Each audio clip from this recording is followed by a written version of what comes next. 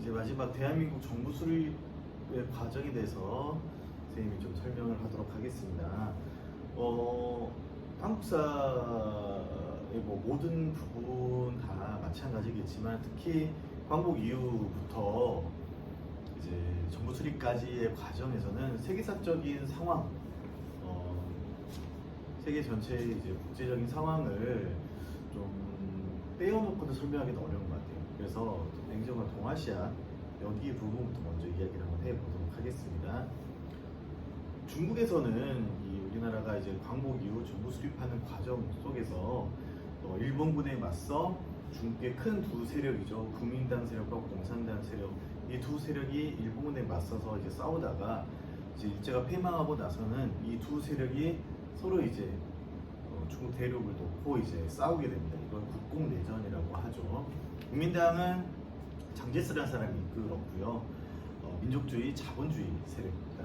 그다음에 공산당은 마오쩌둥이 이끌었던 사회주의, 공산주의 세력이죠. 처음에는 미국의 지원을 받았던 국민당이 군사적으로 엄청나게 우세했어요. 사실 모든 이제 각지의 사람들, 그다음에 또 미국도 마찬가지고 뭐 국민당 자신들도 마찬가지로 본인들이 이길 거라고 생각을 했었을 것 같아요. 거의 이길 확률 58,000% 이 정도였죠. 하지만 부정부패, 그 다음에 경제정책 실패로 인해서 중국 인민들의 지지를 잃어버린 상황에서 중국 공산당은 자신들의 점령한 토지를 농민들에게 나눠주는 토지개혁 실시하고, 그 다음에 자신들이 점령한 회사를 이제 국유화시키면서 농민과 노동자의 어떤 지지를 받으면서 결국 이제 세력을 역전해 나갔죠. 그러면서 미국의 대대적인 지원에도 불구하고 결국 국민당은 타이완으로 이제 쫓겨가고, 이 마오쩌둥이 이끄는 사회주의 세력이 중국 대륙을 장악하고 중화인민공화국을 수립하게 됩니다. 이게 동아시아에서 정말 엄청난 큰 획기적인 사건이었는데, 왜냐하면 미국은 이 중국 국민당 정부가 소련이라는 이 사회주의 세력을 막는 하나의 천병 역할을 할 줄 알았는데, 이게 중국 대륙마저도 사회주의 혁명이 결국 이제 일어난 거죠. 사회주의 국가가 이제 만들어졌고, 이 소련과 중국 세력을 어떻게 막아야 될지 고민하게 되었습니다. 그래서 이것은 이제 미국의 일본 통치 정책도 이제 변화시키고 미국의 동아시아 정책을 완전히 이제 뒤바꿔 놓는데요. 미국은 제2차 세계대전에서 일본을 꺾고 나서 직접 이제 일본 도쿄에 군사령부를 설치하면서 직접 이제 지배하게 됩니다. 그래서 일본은 제2차 세계대전에서 패배한 다음에 7년 동안 미군정의 통치를 받고요. 미군정은 그러면서 이제 민주주의 정책을 추진해 나가요. 그래서 군국주의자를 처벌하고 재벌을 해체시키고, 그러면서 여성의 참정권을 이제 보장하죠.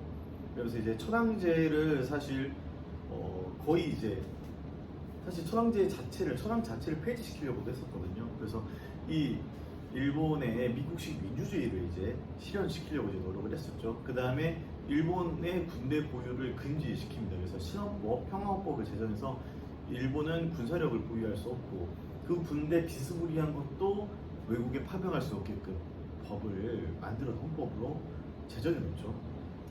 하지만 중화인민공화국이 수립되고 결국 소련과 중국 세력을 막아야 할 동아시아에 미국을 도와줄 천병 역할이 이제 필요했고, 그렇기 때문에 결국 미국은 샌프란시스코 강화조약으로 일본의 주권을 회복시켜주고, 그 이후 일본에게 엄청난 경제적 원조를 해주면서 일본을 아시아의 반공기지로 만들고, 일본의 경제 발전을 거의 이제 완전히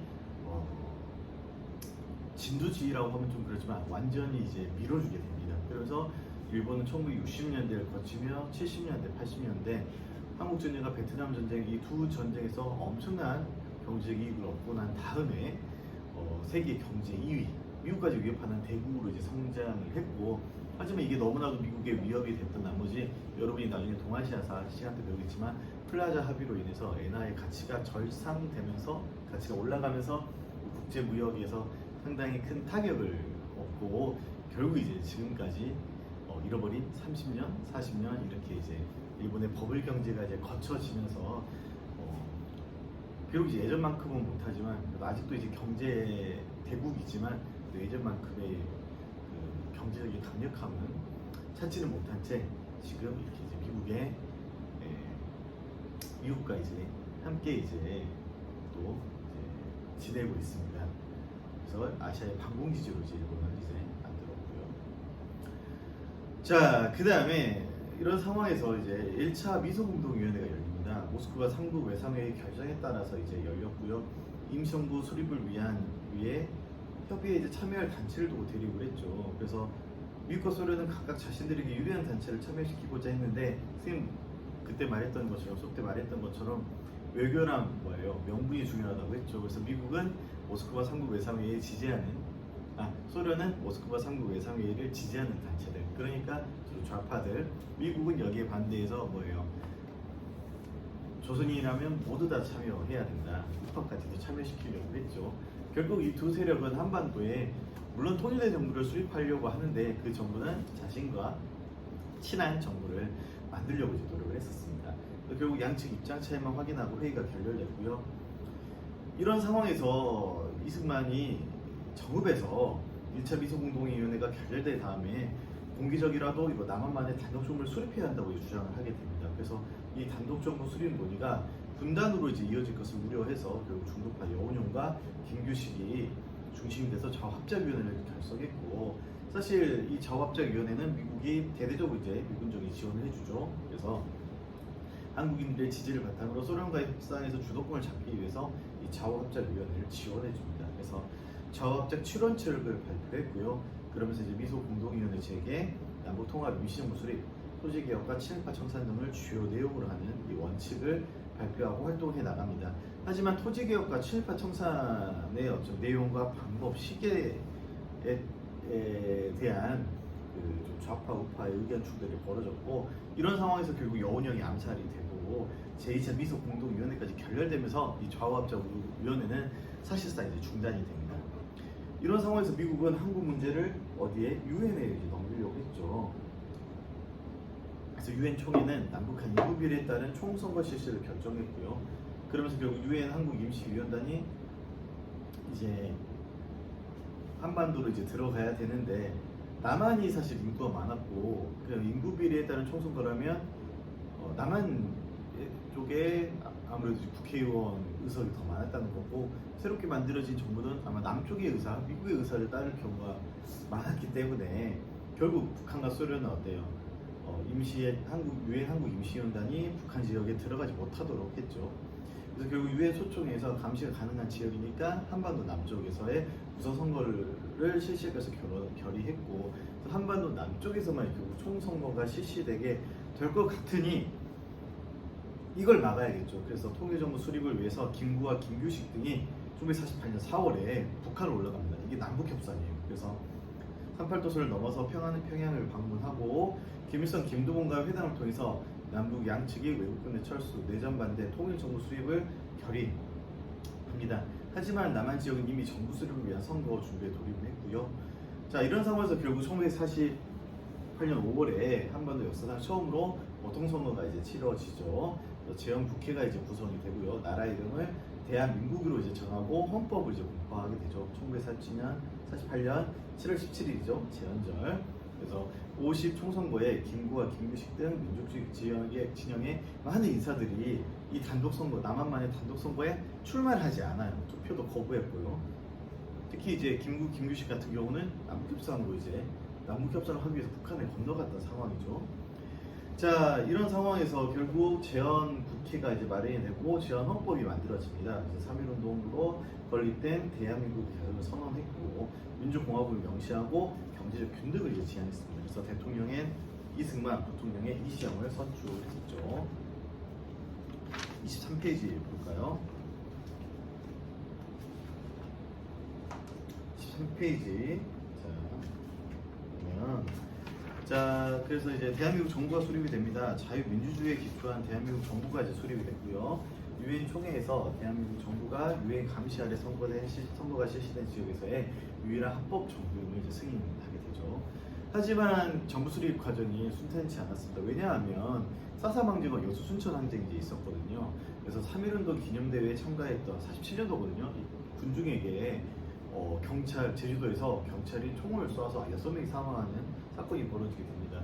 그 발단은 기마경찰에 이제 당신이 기마경찰이 있었는데 꼬마가 이제 여기 치여서 이제 죽는 사건이 벌어져서 제주도민들이 이걸 항의하다가 그 경찰이 항해한 제주도민들에게 총을 쏴서 사람들이 6명이나 죽는 사건이 벌어졌거든요. 그래서 이러한 친일 경찰을 처단하기는커녕 비호했던 미군정에 대해서 제주도민들의 반감이 엄청 커져서 공무원까지 파업에 참여해요. 이거 이 관민 총파업으로 결국 이제 이어졌고 미군정은 경찰과 그다음에 북한의 사회주의 정책에 땅과 회사, 공장을 빼앗겨서 남쪽으로 내려왔던 이 서북 청년단 남쪽으로 내려와서 이 북에서 내려온 주로 이제 사회주의 혁명으로 인해서 탄압을 받았던 여기 이제 사실 친일 제주들 또 친일 자본가들도 이제 끼어 있긴 했었어요. 그래서 이 사람들이 이제 들어와서 이제 남쪽에서 이제 서북 청년당이라는 것을 만들어서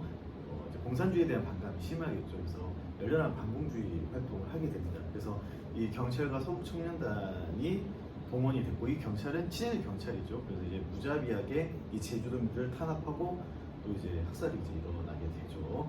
그래서 결국 미군정에 대한 대중들의 분노가 겹쳐서 대규모 항쟁으로 확산이 됐고 이게 48년 4월 3일 날 사삼 항쟁입니다.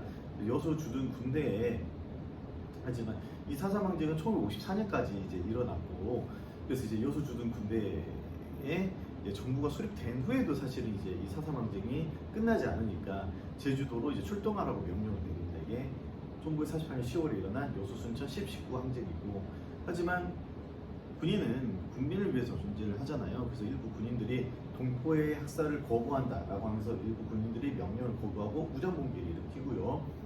결국 이제 정부가 이제 이 4.3 여순 항쟁 계엄령을 선포하고 사건을 진압했지만 이 계엄이 있으면 뭐라고 했어요? 이제 불법이라고 했죠. 왜냐하면 헌법이 마련되지 않는 헌법은 7월 17일 날 만들어지잖아요.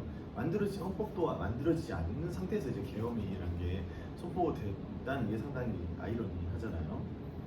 그렇죠. 그래서 이제 계엄이란 게 헌법과 이 계엄 관련된 법이 마련되어 있지 않기 때문에 사실은 뭐예요? 과잉진압이 일어났고 학살이 또 일어나게 된 거죠. 그래서 이 과정에서 수많은 민간인이 이제 희생이 됐습니다. 밑에 영표 선생님이 잘 보라고 했습니다. 영표 잘 보시고요. 그다음에 3천만 동포의 고안으로 자료도 잘 보고 50총선거 포스터도 잘 보고요.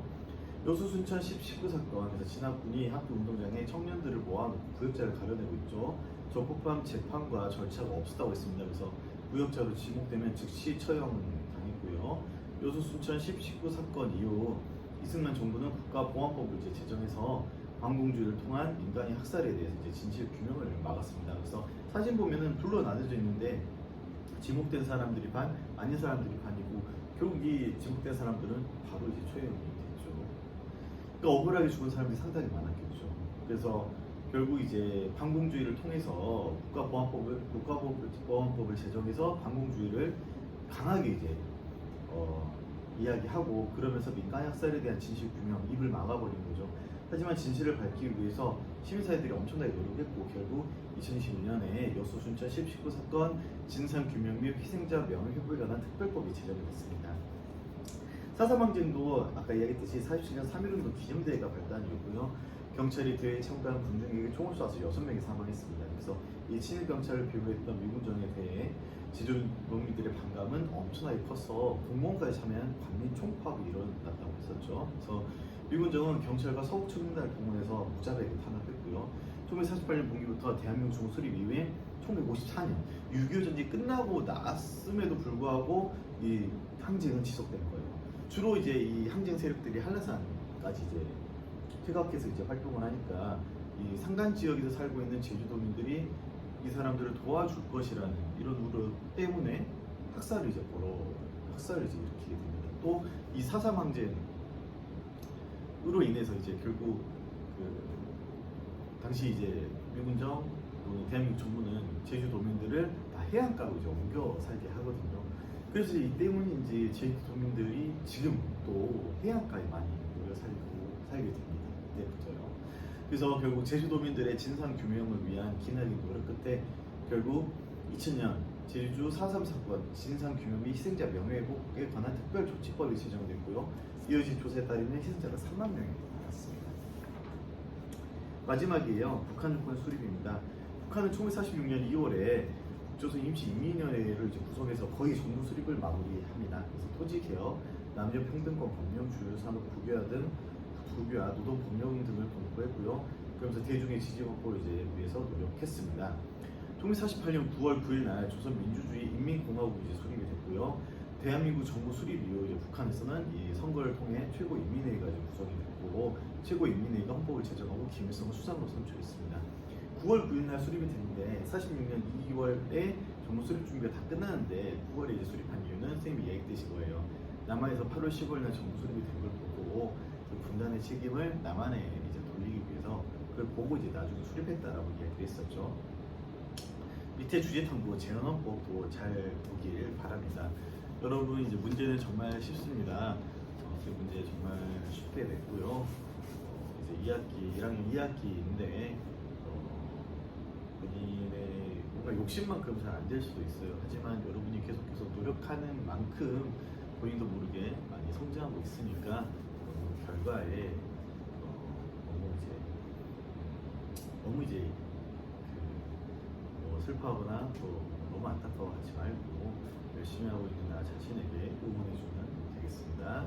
이상입니다. 다들 시험 잘 보기 바랍니다.